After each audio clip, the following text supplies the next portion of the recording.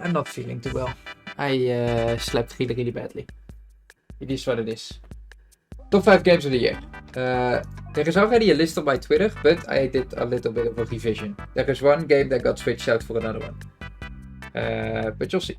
Let's open up this year's list with this beauty right here. I adore this game. Oh, for the record, this game did not come out in 2022, but 2022 releases have a priority, but they are not exclusive games for the list. But this game, we played it at the start of the year for so much. Okay, it doesn't sound very... What? Animal died? Oh, old age, okay. Nothing going on. Oliver is just sleeping, okay? He just went to bed. He's in a better place now. Because I made the entire zoo on stream. That was actually really fun. I have a lot of fond memories about Planet Zoo. I really like playing this game. It's so fun. It's a little bit... Like, I really like it when simulator games are simple. Because I don't want to invest too much time into it. It's one of those games that I just want to play for a couple of minutes. But this game, it's a little bit too much of a tricky thing. But regardless, it was still really fun. Like, it took a little while to get the hang of it, which was a little bit too much for my liking. So it's not perfect for me, but it just looks really good, and that makes it more relatable for the animals, I guess. It's easier to find animals cute, and it's easier to find animals cool, and that kind of stuff. And it was really fun to build my own zoo. We should visit back on that zoo someday. Anyway, number 4 is...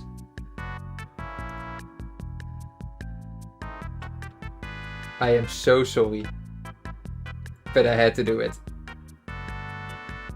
You know what the thing is? I wasn't gonna do this because I don't like putting multiplayer games on a top 5 list. But then I thought, it's not really a multiplayer game, is it? It's more, you do more single player anyway. And then I had a lot of fun this year interacting with people in Genshin. Aside from that, the reason why it's on the 2022 list is because of Subaru, which is by far the best region ever. So far, at least. I think it doesn't come close to any of the other regions. It was actually the first time I didn't fully skip the story quest. I didn't just skip through everything. I actually paid attention quite a bit. It was really cool. I really like the desert area. I really like most of the new characters. Looking at you, Alhaven. So yeah, Genshin has been quite a year. Like, I quit this game, and then I came back, and then I've played it for quite a lot since then. So it's quite surprising how much it was able to bring me back with the release of the new region. So that was my number 3. 4. Because number 3... Of course. I made a video about this game already. But I didn't. The video was mostly about open worlds. But I really liked the way they handled it. The 5 areas. I thought it was great. I don't think Supersonic has ever been this fun. I think Supersonic is one of the most fun things in any of the video games I've played recently. I think the music in this game goes way too fucking hard. Way too unnecessary. I don't think the game is perfect. But it's super fun. It's one of those games where you can easily see through the flaws because of the entertainment you're getting out of it. Sonic Frontiers nails that. It is so much fun to play through this game. Who would have thought making Sonic fast in an open world is fun? I don't know. I don't know who came up with that genius idea, but it works, apparently. So yeah, I talked about this game before. Absolutely love this game. For anybody that is not aware, I'm a big Sonic maniac. I know every single fact there is to know. I've played every single game there is to play. Obsessed with this character, obsessed with the games. And I am very happy that we finally have a good Sonic game. After so long. So yeah, I had to give it to number 3. Number 2.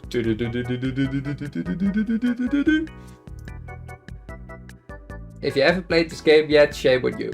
This is the best indie game in a very long time. This is in my top 3 indie games ever released. Speedrunning is such a fun concept, and this game took that concept and made a game around it. It's not the other way around. Usually you have a game and people start speedrunning it. This game is built around the concept, and it makes it so much fun. I think it's borderline genius level design. It's such a simple concept. Just get to the finish and kill all the demons. That's it. But by God, do they make it brilliant. People always flame the story too, but I think the story of this game wasn't bad. I think it was pretty fun to play through as well. But there's just so many levels. You can pick any level you want and it can be your favorite. All of them are great. No real stinkers. And I really like coming back to this game, speedrunning a couple of levels here and there. And, I mean, the wife on the right is pretty good. Let's be honest here. So this game, amazing. One of my favorite indie games ever. Already made a video about this one as well. That's why I'm not going too deep into it. Check out that video. Really good. And then we have numero uno, which, I mean, do I really have to explain this one? There are so many fucking videos about how good this game is.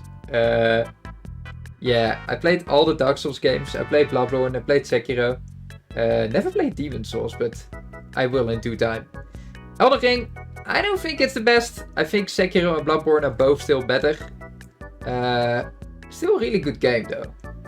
This was the first FromSoft game in which I actually cared about build diversity. Because I played a lot of different builds. And that was very fun to do. Usually I just go dexterity and that's it. Because that's the most enjoyable for me. But no, in this game I actually cared about a lot of abilities and spells and different kinds of weapons. So that was interesting. I played this game, I did my first playthrough in like 80 hours. And then I went back, New Game Plus. And I did that, and then I did New Game Plus Plus, and then I did New Game Plus Plus Plus. It's just, I kept playing this game, I couldn't stop. I did it hitless even. Well, hitless all bosses, not the entire game. Like I went into the boss room and from there on out, I did them hitless. Which took me way too fucking long on Millennia. I have a spreadsheet, I'll show it. But yeah, I mean, everyone knows how much this game slapped. It's Game of the Year. Not just by me, but by, you know, the official Game Awards too. So, yeah. Don't need to explain too much, I suppose. And that is my top 5 games.